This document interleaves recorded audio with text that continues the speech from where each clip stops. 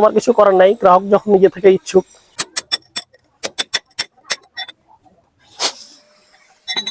আসসালামু আলাইকুম গাইস। এই যে পিলারটা কাটছি, অনেকে বলতে গেলে সবাই বলবে আমার কাছে পিলারটা কেন কাটছি, পিলার কাটা একদম উচিত নয়। তো আমার কিছু করার নাই, গ্রাহক যখন নিজে থেকে ইচ্ছুক। কারণ আমার এটা বাড়ির পিলার নয়, এটা যাই হোক বাথরুমের পিলার, এটা দেখাও। এরপরে কিন্তু ছাদ হবে না, তাই গ্রাহক নিজে থেকে পিলারটা কাটতে ইচ্ছুক।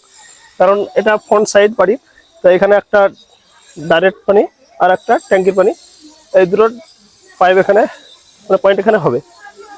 তা উনি এটাকে কনসিল করতে চাইছে, ওই জন্য পিলারটা কাটা। কিন্তু আমি বারবার মানা করা সত্ত্বেও গ্রাহক যখন নিজে থেকে ইচ্ছুক, তখন আর কিছু করার থাকে না। গ্রাহকের মানে কথা অনুযায়ী আমাদের কিছু ক্ষেত্রে কাজ করতে হয়, তাই এই কাজটা করা। তো এখান দিয়ে পাইপটা এই সাইড, দেখো এই সাইড দিয়ে উঠেছে, তখন কাজটা এখন করব।